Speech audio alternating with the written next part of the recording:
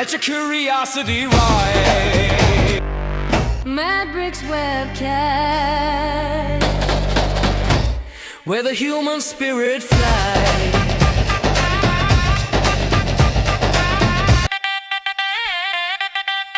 Matrix webcast. Where the human spirit flies. Hey, welcome to the Medbix webcast. I think the sun is coming in. Until today, I think summer started already. I think. So let me close that deal. I think we can see me better. Hold on 1 second, sir. Ladies and gentlemen, we didn't have this problem before. We don't have this problem before. Sorry about that.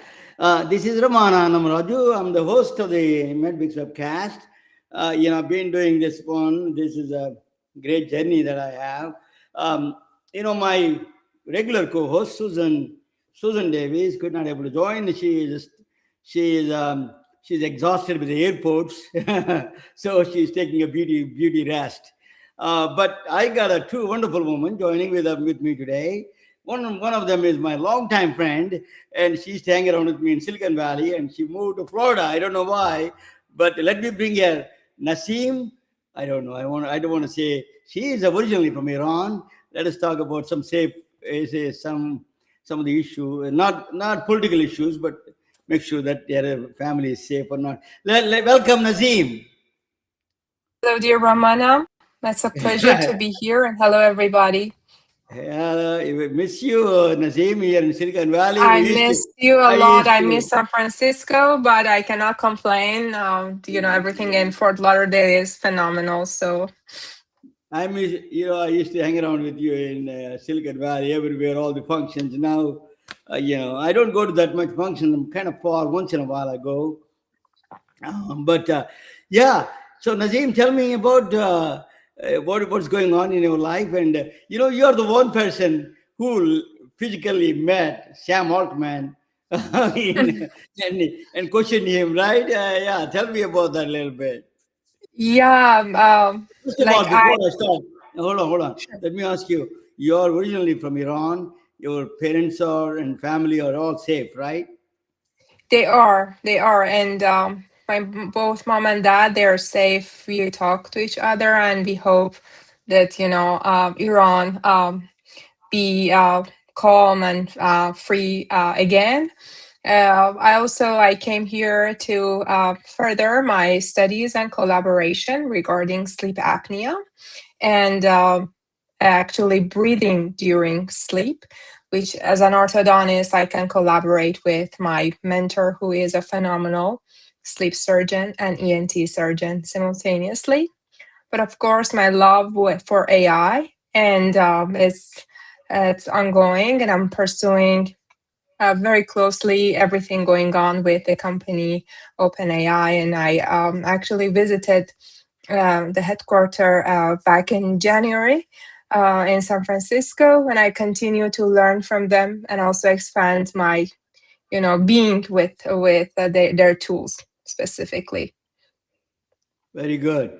One of those, Naseem, definitely it is wonderful to, to spend time with you. And I learned quite a bit from you, traveling around and then all those things. And then you are one of the persons not hesitating to dive into the AI. But now another person who came from she's a physician assistant and did not hesitate to jump into the world of AI. Her name is from my back home, from my country. Her name is Dipu Patel. Dipu Patel is welcome, Dipu. Thank you. Yeah, welcome, Dipu Patel. Welcome to the Medbix webcast. Thank you, Ramana. Nice to meet you, Dr. Naseem. Thank you for having me. We have your background is very intriguing. You went through different paths. One of them is that you just tell me your background, how you started as a medical in the field of medicine to all the way to the AI. Your journey, just briefly, if you can give us. So I started as a PA. I'm still a PA, not started as a PA. I'm still a PA. I went to PA school about 26 years ago. I practiced clinically in emergency medicine and urgent care, and then in oncology. I got drawn into academia for a short period of time before I was recruited to a healthcare tech startup. And that's kind of where the tech bug kind of got started for me. And when AI kind of came onto the, into the industry, it just became something that I started really reading about, enjoying, and yeah, it's the rest, I guess, is history. I am back in academia now. I'm currently vice chair for innovation at the University of Pittsburgh and professor there. I teach quality improvement. I teach AI and digital health, and kind of spearhead several projects at the school in the AI space with multiple departments. You know, University of Pittsburgh is very famous for one doctor, very made it India on the map. Dr. Reddy, he was very famous in robotics. You know, he put the Yes. map on the. So I met him one time, and a long time ago. So it is a robotics world. He started it. He wrote a book, first book on the robotics. Actually, he Oh, was I one of didn't the know first that. few Cool. authors of the book and the robotics book in the computer science department. So Dipu, just let me ask you, what is your take on AI? So, how does it help the medicine? Tell me first. What do you think where it helps exactly? So several areas. I think we need to. The first part is right now we're nowhere near where AI is going to help. I think healthcare or clinical practice the way we think it's going to help. I think right now we're very much in the experimental phases of what actually is happening. But I think things like really looking at how and where care is delivered or needed to be delivered. One of the things that I foresee happening in the next few years, decade or so, is really not removing, I guess, moving care from the four walls of a clinic to the patient's home. So imagine that full circle moment of back in the day when the doctor used to come to your home and home visits were very normal when you got sick. I think a very similar thing is going to happen with the technology that we have with AI kind of expanding access into the homes. Except now the doctor or the healthcare provider will come through your screen, your TV, most likely. So, so that's one area. I also think that it's going to change how the whole healthcare delivery models that we have. I think the models we have here, I speak for the U.S. All the countries have their own systems of healthcare delivery. I do think that the healthcare delivery model is going to change. I don't know what it's going to change, and but I do know it's going to be a lot of growing pains. So Yeah. it'll be really different than what it looks like. I also think we're going to measure what care looks and feels like very differently. Right now, we measure care based on RVUs and Press Ganey scores and very basic outcomes. I think that is also going to change. So lots, and I know there's a lot of little slices in each of those things that I mentioned. Deepu, one of the things that I hear in so many physicians I talk every day, and one of them, one of the main concern of them is that AI is going to replace them. Their jobs will be in jeopardy. Yeah. All part is true, and I did actually programming on black boxes and all those things is impossible to. So yeah, I want to take your take on it. What do you think of this fear of the AI replacing doctors? So I actually don't think that's true for a couple of reasons. One, um, medicine to me, I think, just from a human perspective, it's a very human forward Yeah. industry and a very human forward profession. So if we do have AI and robots kind of replace our care, that's on us as human beings. That we as a culture and a society are allowing the the technology to kind of take over the care. So I just don't think that that's going to be the reality of where we sit. Now, I will say the way we currently practice medicine is going to be vastly different than what we see. So some of the things that we do very naturally and we teach students right now to do that you must do this, you must do that. I think those things will change, and those will be supported by various tools and technologies. But I think the practice of medicine will look different. I just don't think it's going to be completely replaced by technological tools. One of the things that my main concern about that replacing the physicians itself is a the healthcare is human centric, as you said. The other part is that there is a structural barriers there in the AI. It is not, we do not know the inside mechanisms how it produces, but that is a different issue. But that technically may not be solvable. That is technically some extent certain thing can be solvable, but Yeah. actually the structural problem. Now, let me say, what is a if you are a physician, you're a physician assistant, but if you are a physician, what would advice you give them how to be ready for the AI area?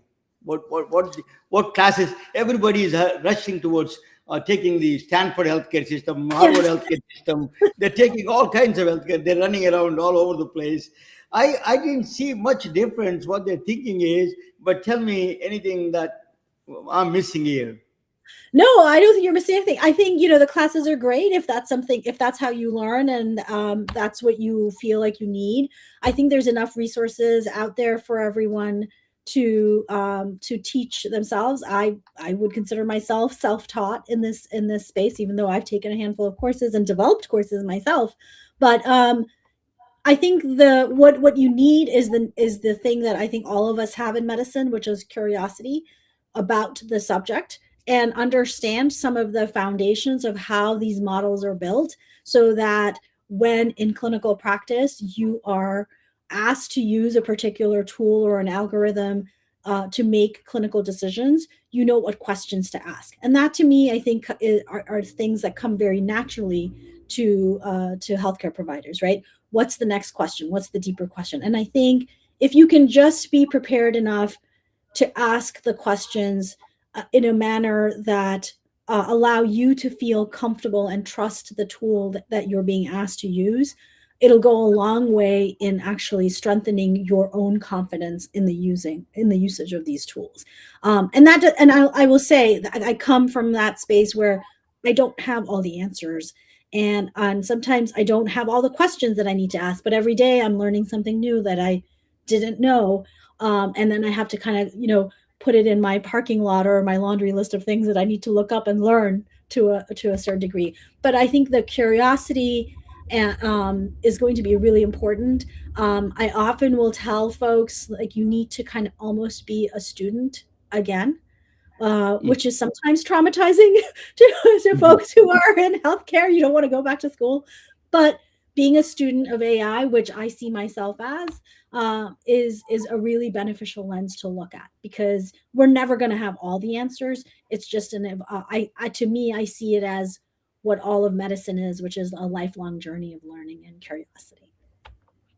You know that one of the times I was interacting with the chat GPT, it said that it's not important that I know all everything, but the most importantly, you asking the right questions is more Correct. important than I know all the answers. That's Yeah, that is and what every we these need. models will provide you answers, but you can provide the judgment and the context in which it applies. And so I think that's the a more human element of what we're doing. As Nazim, you have a question? Go ahead. I do. So my question is that if a clinician wants to become meaningfully AI ready in Mhm. this time and age that we're talking, like in another like in 3 months, I'm a clinician. I want to be AI ready, and I'm in in a private practice. I'm not really. I mean, I'm telling about that example Yeah. because I know that certain universities and hospitals, they are forming their own AI tools, or they Mhm. are inheriting, like collaborating with big companies. Do you have any suggestions for someone who wants to be a little bit more AI native and AI ready for as a clinician or Yeah. physician?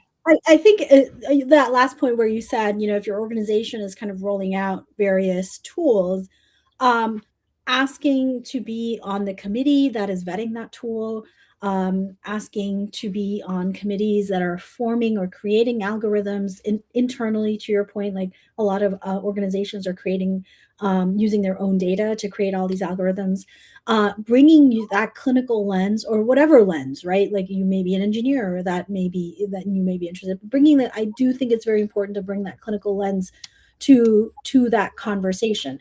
So to be AI ready means like you have to kind of throw yourself into the work a little bit and say, um, and because to me, that's where you're going to learn the viewpoint of the engineer, of the computer scientist, of the data analyst, of the financial officer, of the, you're going to get to see the issue from multiple lenses, which will then ultimately at least give you a good foundational understanding of how decisions are made, how these things are built, what questions are asked from different perspectives. And we know that medicine is a multidisciplinary practice, and how to kind of ask those good questions with better intentionality. Because at the end of the day, every committee that is there making these decisions on what to bring forward to a patient facing kind of tool or algorithm, patient is at the center of it. And who knows that better than every clinician at the table?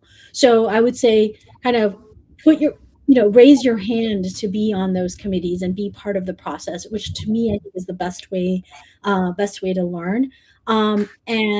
And then be part of that pilot process. I know it's become a little bit of a very triggering word in a lot of organizations, piloting things, but if you are part of the pilot, who better to have a vested interest and use it and say, you know what, this is not a good product. I don't think we should implement it.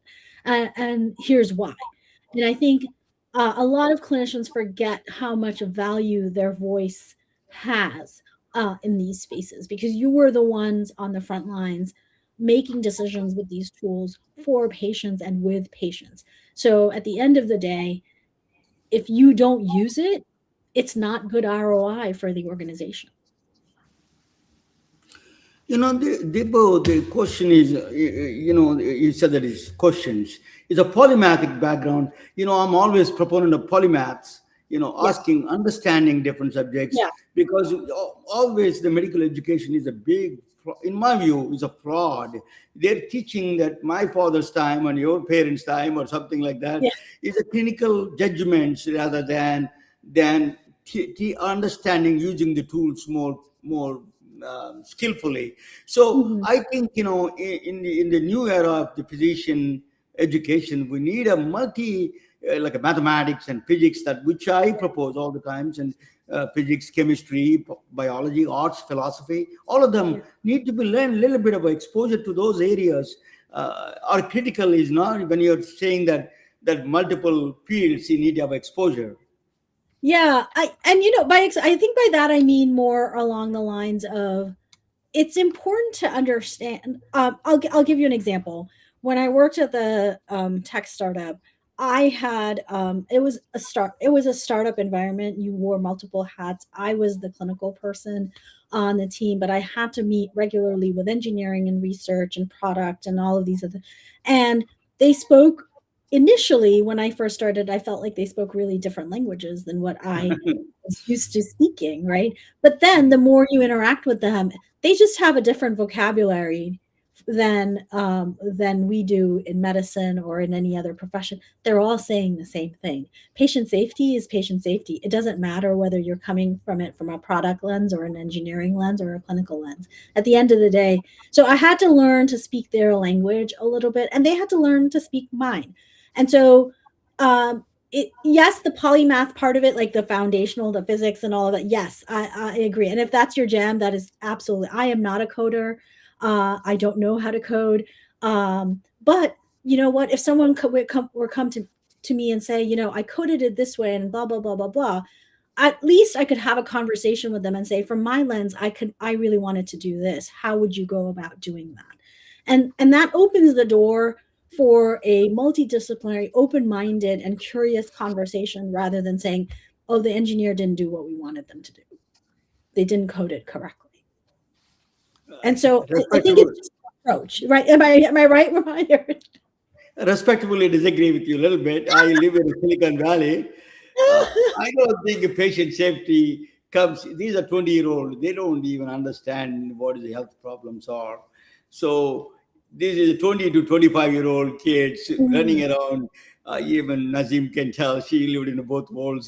Senior world right now, and then the youngest world in Silicon Valley. I think safety is one of the things is still concern me that they don't understand that level of safety, that human judgmental safety that is a requirement. That is my concern. You mean the engineers, Ramana? Engineer, yeah, the Well, coders, then I go back to my original point, which is that makes the clinicians at the table even more important. even more precise. Yeah, absolutely. Let me ask you, the what if you said that what is the AI ready? What do you think the healthcare system is broken, Dipu? You know that it's really we are going. Doctors are not happy, patients are not happy. The hospitals, I tell them they're going bankrupt. All these systems are failing. Where is the think that AI can help, or AI can, yeah, AI is a technology force multiplier. It can amplify bad and also amplify good. So what do Yeah. you think AI can do in these situations? Then I will go back to the Nazim.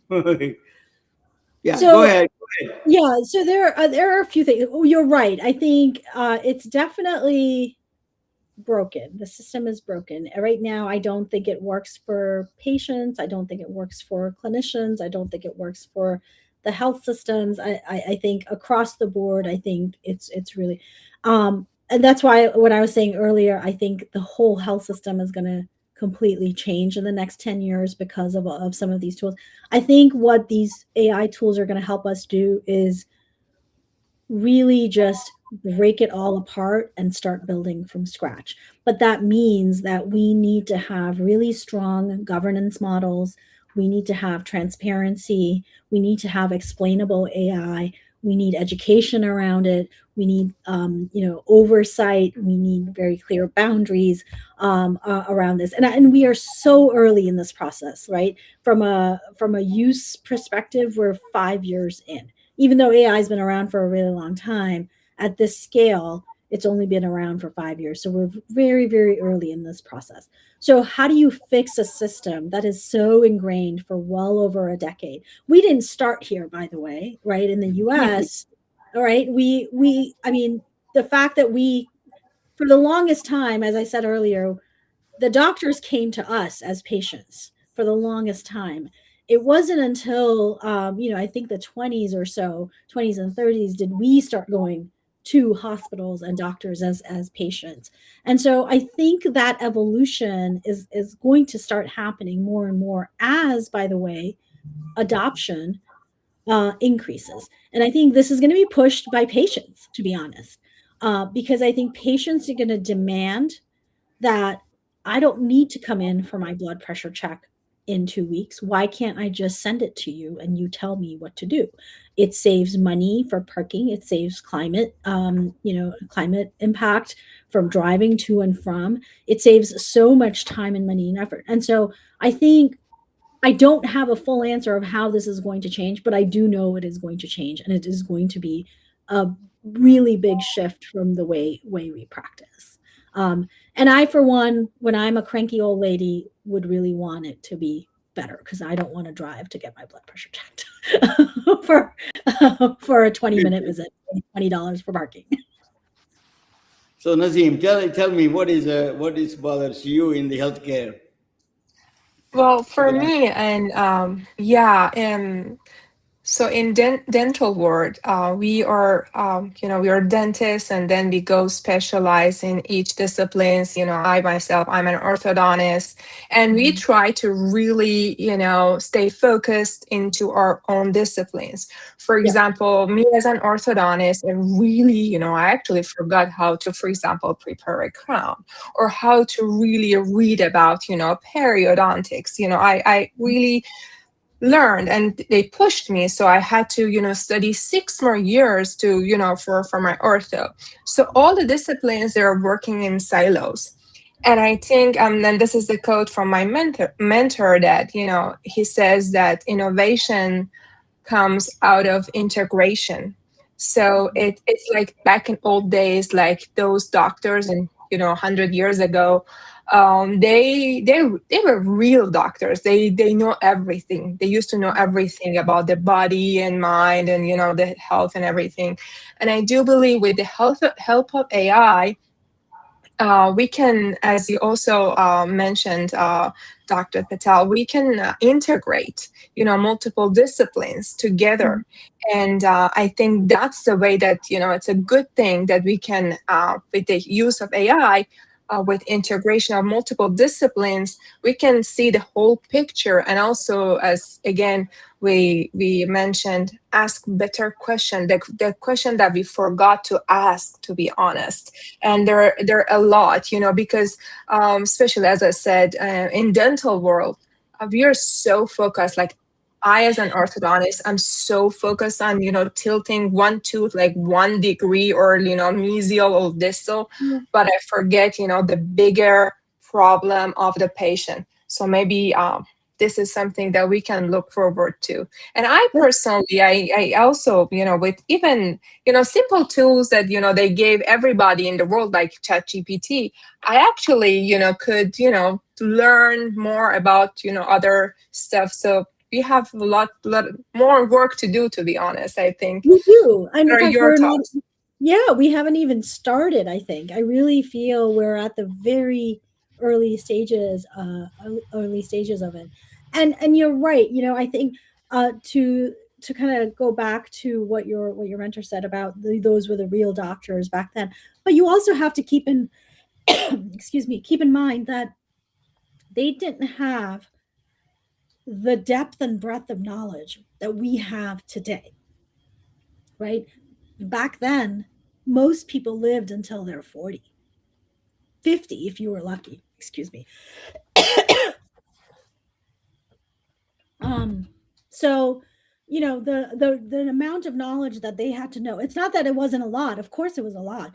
But you try putting that doctor in today's world, it's a completely different Take level of some knowledge. water. If you Yeah. want to take some water, that's okay. Sorry. Mm.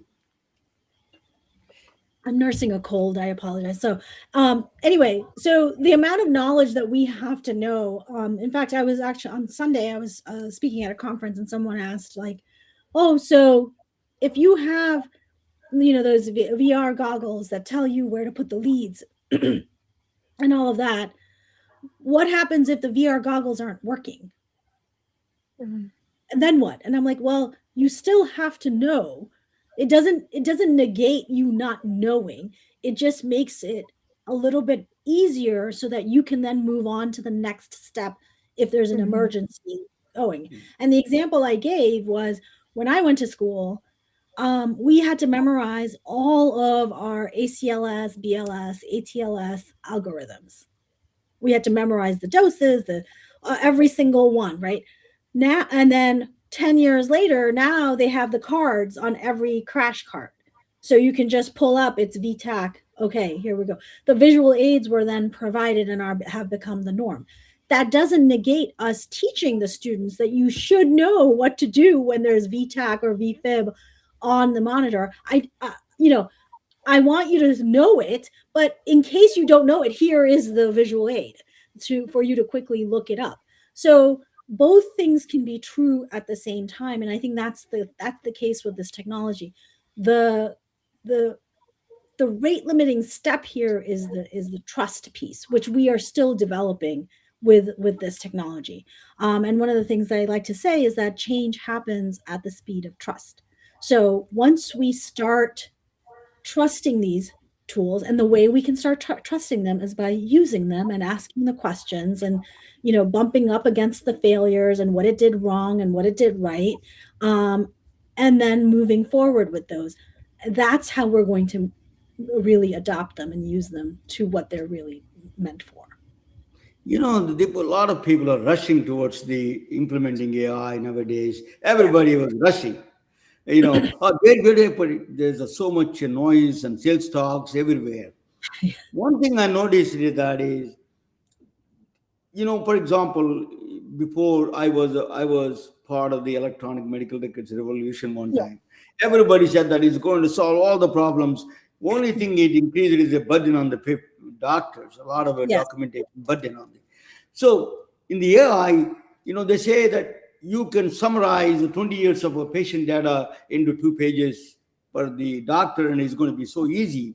But verification of the your shift then is a responsibility is falling on the doctor. He has to verify and Yeah. then make sure that the data is correct. So you're increasing the cognitive load on the doctor. So you're shifting from one problem, one entropy of the system, to the other side of the problem. You're not solving the problem. So you got to be very careful. I'm developing actually a platform regarding that, where exactly it fits in, where exactly it brings in order and efficiency, where you're not shifting to different place, shifting to the universe rather than shifting the problem, the disorder to the universe rather than to the system itself. This Mhm. has to be one of the AI's bigger problem. What do you think? In that, where and when AI is going to be efficient, how you are going to be, where you are going to be implementing it? Isn't it important that is to understand these things before people rush into implement AI? Yeah, yes. I mean, that's a simple, very easy yes to say. I think the thing that you're Not pointing a lot of people don't think that is easy, but let's implement it. well, Go okay, ahead. well, I'm going to disagree with all of them, but so I think what you're pointing out, which is true, right? Like the whole thing right now, we're saying, oh, ambient scribing, it's going to, decrease the load, documentation load. Well, you're right. What it's doing is shifting the editing load for clinicians, and so we have to figure out what that balance is. And to your example of, information, it's we don't need more information. We need the right information for Correct. that patient in the right time and the right context and the right moment. And so it's not that I need you to summarize 20 years worth of data. Fine if you can do that, but does that 20 years of data help me in the context of this patient's visit today for what I'm Well, seeing him or her for? And that's the difference. And I don't think we've quite gotten there yet because again, I think we're still building. I think we're still, and I will often say this to people: bigger is not always better, especially when it comes to large language models. Some it just depends on what your goal is, and I do think these larger EHRs who are now starting to experiment with AI, summarization and whatnot.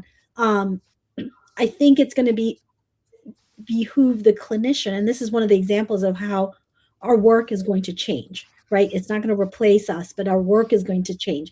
Like asking the question, I have this patient for example, I have a patient with, constipation, for example, and how many episodes of constipation has this patient had? And you have a chart, and he's 60 years old, and you've had, but also be saying, okay, the patient has had 17 episodes of constipation or chronic constipation over the last 60 years or 50 years or whatever. But then the power of AI is that also then picking up, by the way, constipation along with cough, which this patient has also had X number of bronchitises or cough episodes. Both of those paired together increase your patient's risk of being diagnosed with Parkinson's in 10 years. hmm. That's that's right information, right context of something that like he's here for constipation. Yes, I need to fix that, but what else do I need to look for? And so that's the power of it. And by the way, that Parkinson's chronic, the cough and constipation thing, that's an algorithm that has been built and has proven to pick up Parkinsonian symptoms 10 years before onset. Interesting. Yeah. So, what you're saying is the right information at the right time. That's a very powerful. Yes. Sometimes after a certain point, information become a noise, right? It's adding, You need keep to on make adding the decisions. noise, and they add a burden up. It's a fatigue for the physicians. You get alerts all the times. You get the fatigue all the times. So Yeah. I've been dealing with the doctors, all kinds of things I've seen in the situations. That's beautifully said. That as well said that. I like that information, the quantifiable information that can be useful in the future. But let me tell you that Medbig style. I'm going to present a topic on it. After that, I come back and I'll ask you what kind of courses you teach, and then Yeah. what are the things that we can learn online from you. Probably Okay. we can all can take it. So let me present a topic on interesting topic. I'm a physicist and I'm going to do physics stuff. So y'all can watch. You can jump in anytime if you want to jump in. There is no problem. Even you can ask me any questions. Arthur Clarke is a science fiction writer who wrote two very popular books, very runaway novels. He wrote, a science fiction writer. He wrote one of the book is called Rendezvous with Rama. Rama is a Hindu king. Is from the epic Ramayana, um, the epic Ramayana. And then he wrote another book. It's 2001 Space Odyssey. He wrote that he used a computer name called Chandra. Chandra is the name of the astrophysicist from University of Chicago, originally from India, that Chandrasekhar Subramaniam. So he was very fascinated about India and all those things. He writes one of the quotes, famous quotes. He writes, "Any sufficiently advanced technology is indistinguishable from magic." It says that's so true in this case. I'm going to tell you what is that magic is. This magic is called quantum entanglement. We consider as a magic is really physics. The two photons emanated from the same source, same crystal, can go apart billions of miles, but they still exert influence on each other. If one photon is a spin up, the other photon, when you observe, actually both photons are a superposition, which means the left side photon is both spin up and down. The right side photon both spin and up and down. The superposition. Once you observe one of the photons, it becomes either up or down without any your input. No choice. You cannot put a choice there. It makes its own choice. Nature makes a choice, either up or down. When it becomes one of the choices made, exactly the complementary choice was made in the other photon. That is a quantum entanglement. Correlation persists even they are a billion miles away. This is a puzzling for Albert Einstein. He called it as two things like two twin sisters affecting each other. They know each other problems. He called it as a spooky action at distance. Albert Einstein called it feels like a magic, but is a proven beyond in experimental way, proven beyond the doubt. It is a quantum entanglement is real. They influence each other irrespective of the distance. So that is a quantum entanglement. So in the end, I'm taking you to more bizarre side of the quantum entanglement, more magical. It is the quantum ghost imaging it's called. Quantum ghost imaging is seeing without seeing. That's a very strange word, but that's what I'm going to explain to you. Seeing without a direct observation. Here is a woman, the plant on the right side, you shed just simple light. You put on the one light you take the light and then split them into two. One light goes to the one plant, real plant, and the left side light produces on the computer the exact image of that plant in a three-dimensional form. How is it possible? Just the light. You sending a light, a correlated light, a quantum entangled light, you sending it out and then producing, they're talking each other. A secret information smuggling there.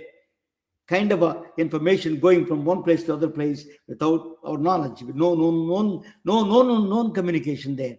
That is a quantum ghost imaging. So how can you apply in the medicine disease? What they're planning to do, okay, but before that, sorghum plant. This is Dipu may know, and even Nazim may know. But sorghum is there's a sorghum they use for the rotis. Indian rotis they use it everywhere. I think I don't know much about it, but I eat. So Department of Energy they did a experiment. They did actually reproduces the image without looking at it. You're looking at the light that going there. So you don't look at the image, you look at the, without looking at the image, you reproduces the image. It's nothing but magical in that sense. So there's a Department of Energy did. How do you produce a correlated photons? How do you produce entangled photons? A lot of people ask me the question. You take a crystal, a nonlinear crystal, any SPDC crystal, you put a high energy photons, a lot of electromagnetic waves, you bombard them, and then they split into two waves. One is a weaker wave, or sometimes it's a photon A, photon B, it splits into two. They are correlated. If they came from the same source, they're correlated. That is a correlation, basically. Correlated means they influence each other even if we're a billion miles away from each other. Photon A could be in on the planet Earth. Photon B could be in the Alpha Centauri. Then they still affect each other instantly without any known communication.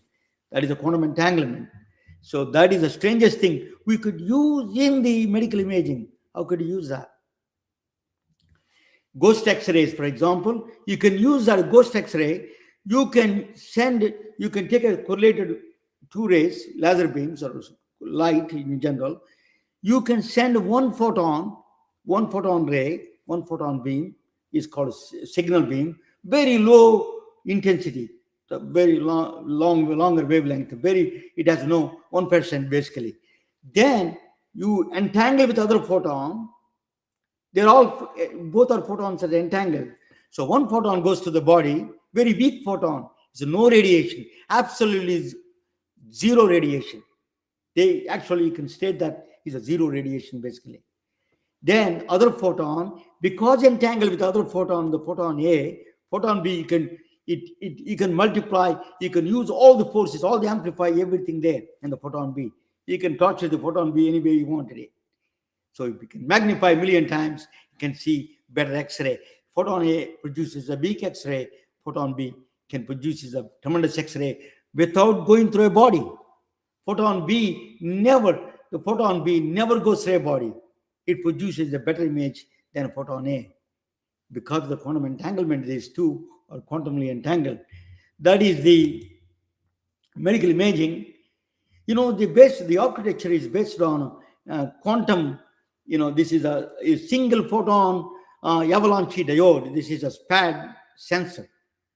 SPAD sensors what is single photon avalanche diode means when a photon hits the screen of the this sensor, it produces avalanche of is a cascade of electrons. It produces electrons or current, right? It produces a current, and then they use these sensors, SPAD sensors, in the next generation camera called NCAM. They use that and produce the image, X-ray image. So you can have a camera kind of thing, camera size.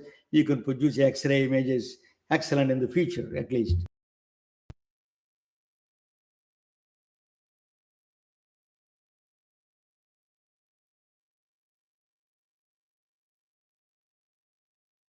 Oh man, we lost your audio. We can't hear you.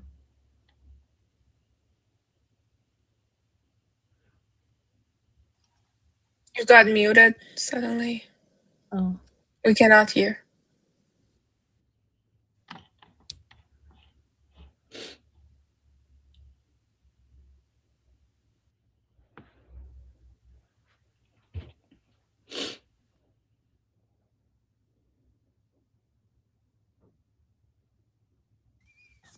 I think Ramana is going to come back. Yeah, he'll come back. Yeah. Well, this is very interesting. Isn't it interesting? I was simultaneously asking ChatGPT too. Can you hear me Ramana? now?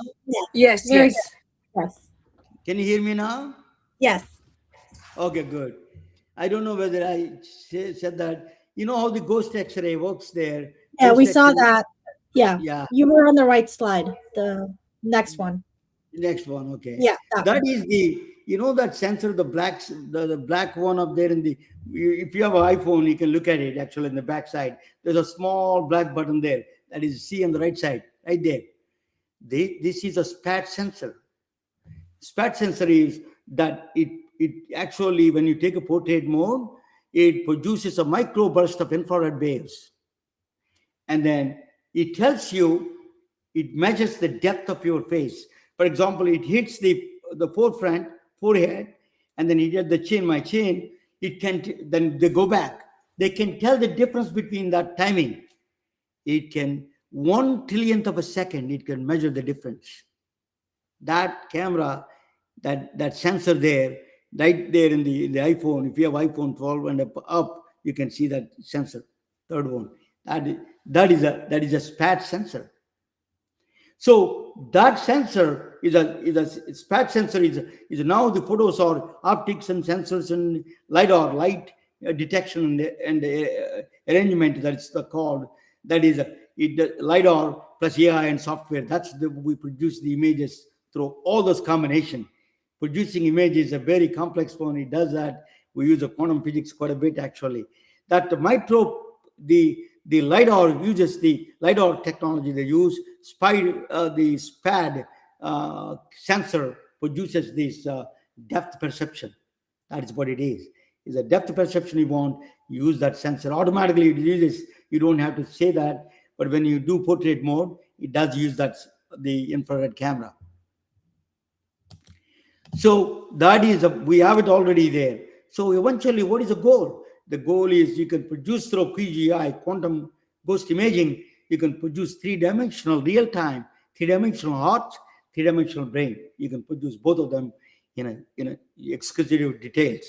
That is the power of that system is going to be. But this is the immediate future, not that far, maybe 5-10 years from now. You can get a phone with the quantum sensors. This is a SPAD sensors coming there, already there. They use two photons, one photon, quantum entangled photons, one goes to the skin, the other goes into the weak photon goes into the skin, and the other photon stays in the phone and measures the amplifications and all those things it does, and can detect a melanoma, for example. So this is going to be the future of quantum physics is coming to the doctor's offices. Is it not far? AI is a software side, is we are doing the leaps and bounds, but there is another side, a quantum side is coming to. Actually, I'm a mentor for the San Diego State University quantum sensors. I'm a mentor for them. I'm selected. There's a good news today, but I don't want to mention today. But I was a mentor for the quantum sensors for the San Diego State University. Thank you for all of the team there. But that is the future of the devices wise. It is coming, a new technology, new quantum physics is coming to the doctor's offices. So that magic was one. That's really a physics. They send the images for 750 miles without. They send the quantum entangled photons 750 miles because very sensitive. Quantum entanglement is these two photons. We expose it with maintaining that coherence is a very sensitive issue. So they maintain at 750 miles. They send to other continent. So that's why they won the Elian aspect of France, and John Clauser of Silicon Valley here, Anton Zeilinger of Austria won the Nobel Prize in 2022 for the quantum entanglement. So the nature is coming to help us to medical imaging, and welcome. Thank you for your help. Let us see people like Dipu can do the leaps and bounds to the next AI world. Okay, let me bring them to the table. So, what do you think, Dipu? So mind blown, because obviously I'm not a physicist, let alone a quantum physicist. But Yeah. As you were talking, I was like, oh my gosh, someday we will have all the tools to do an entire patient encounter on our phones.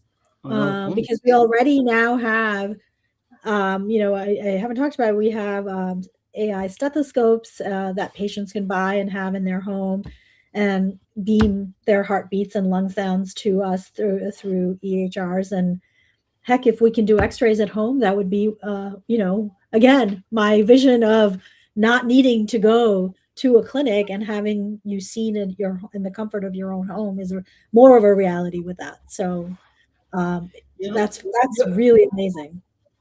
Thank you. Yeah, So, Nazim, you want to say something? Yeah, I was also, I took notes to go and study further because just we were talking with, again, my mentor about like he does, nasal pharyngoscopy and, we were talking about some because we in the mouth we do like for Invisalign we do scans and then we were talking about thinking about that so it's I really am grateful to listen to you and I'm gonna go dig more and come back with questions actually. I mean, I will say to my own thing, I'm now more curious about how this is going to happen. So and now I need to look at my phone a little bit more closely. Like what's going on? A lot of people don't know this. There's a light I did arts. not know that. Yeah, so they don't know what the button is. Um, Yeah, you I'm know, just like happy it takes pictures. So now I need to learn more about it. This is great. People, I think you have a very noble cause you're trying to do. This is take the care to the You. home. The system is extremely opposing to that kind of a system. We need to create a new kind of a system. You think to the how to the home care distribution be done more and more. People don't want to go to hospices. People want to die at home. People want to be getting old at home.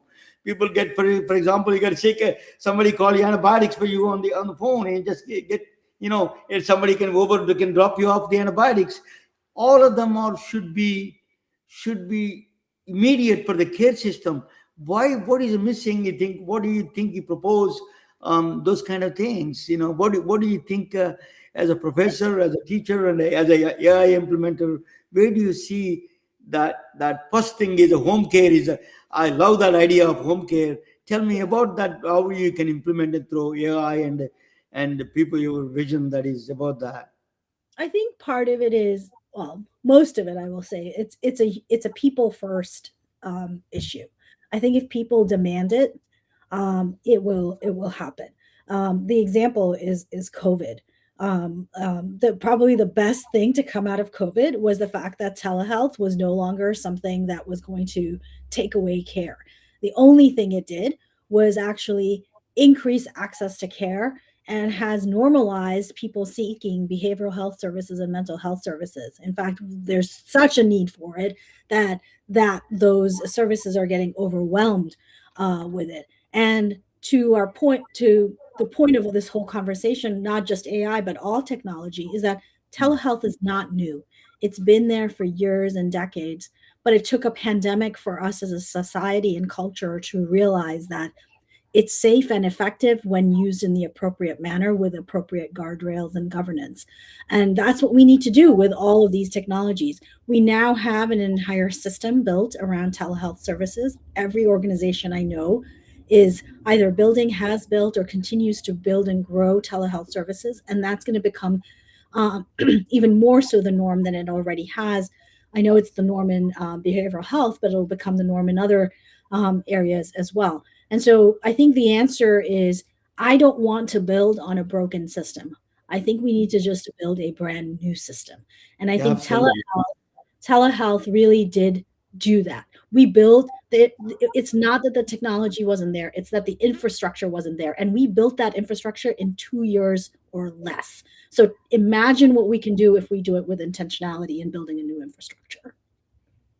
I think you're the right person, Dipu, to write a book on the how to design a home healthcare system is a completely from a ground up. I think that is a require not only necessity for the world, and you're bringing the care to the directly to the home. I think people like you are the great ambassadors for this kind of a thing. Yeah, I'm convinced that this kind of a care has to be. You cannot build on the broken system. You have Yeah. to redesign the system from ground up, and Yeah. you're doing that. Stay, hang around on the podcast after finishing. But anything you want to say?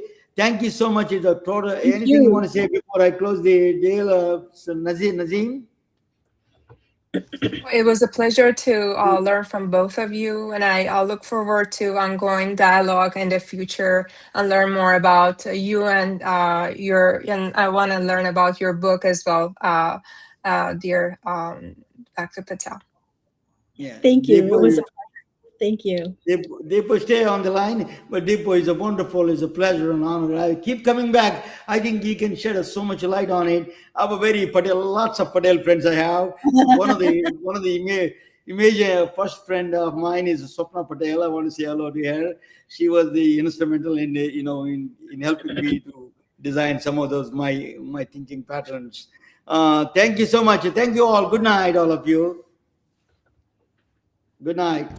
We are retelling their stories through our patented designs that can be worn on scrubs, t-shirts, printed on conference bags, and endless other promotional materials. Daily Wear for Medicine is the first ever of its kind to create curiosity in medicine through visual art. We at MedBricks are celebrating unsung heroes of the past who made enormous contributions to the field of medicine through our unique campaign called Daily Wear for Medicine.